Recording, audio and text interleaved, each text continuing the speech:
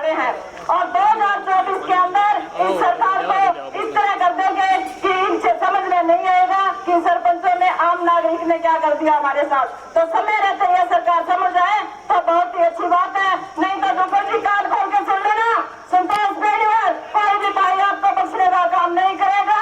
फिर आप गली में खड़े होकर ये कहोगे कि हमारी गाड़ियों में डंडे बरसाए गए, तो ये गाड़ियां और डंडे आपके लिए अभी तैयार है, देख लेना 2024 के अंदर हम एक से एक बजा देंगे तुम्हारी।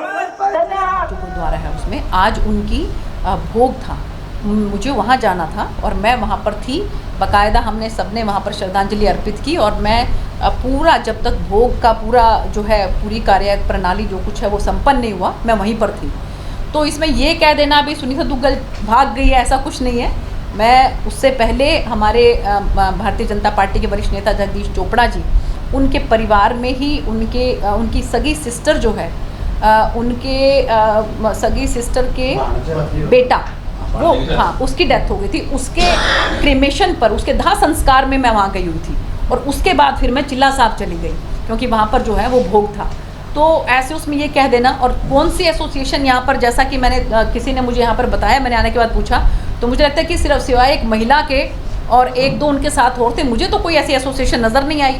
जितने सरपंच हमारे जनसभा के अंदर आए थे, तो ये मुझे लगता है कि बरगलाने की ज़रूरत है, इनको नहीं है, ये बरगलाने की कोशिश करते हैं ये, लेकिन ऐसा बरगलाने की कोशिश नहीं करनी चाहिए इनको।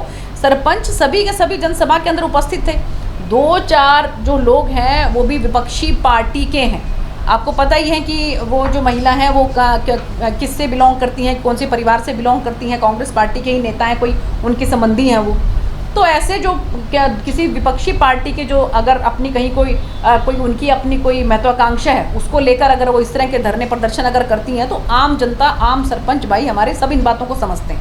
वो कह रहे हैं कि हम भी चुन के आए हैं मैम, गाँव में वोटों से जीत के आए, इसलिए हमारे हक मांग रहे हैं। देखिए, जो अब हरियाणा है, हरियाणा के अंदर आप लोगों के आशीर्वाद से, जनता के आशीर्वाद से लोकसभा में तो 10 के 10 हमारे भारतीय जनता पार्टी के हैं, लेकिन जो विधानसभा है उसमें तो कुछ कांग्रेस के विधायक भी हैं, उसमें भाजपा के विधायक भी हैं, उसमें कुछ दूसरी पार्टियों के विधायक भी हैं। तो चुन के तो वो भी आए हैं। तो हम ये कब कह रहे हैं कि आप लोग चुन के नहीं आए हो?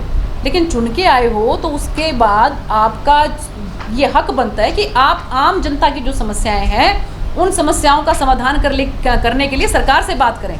लेकिन ये तो जो चुने हुए तो दूसरे सरपंच भी तो हैं, वो सरपंच तो कहीं किसी तरह की कोई दिक्कत क्रिएट नहीं कर रहे हैं, और वो तो बल्कि कह रहे हैं कि हमारा काम बहुत अच्छा चल रहा है, हमारा गांव का खूब विकास हो रहा है। तो मुझे लगता है कि यहाँ पर उनकी जो राजनीतिक महत्वाकांक्षा है वो आड़े आ रही है, इसलिए वो इस तरह के धरने प्रदर्शन कर रहे हैं।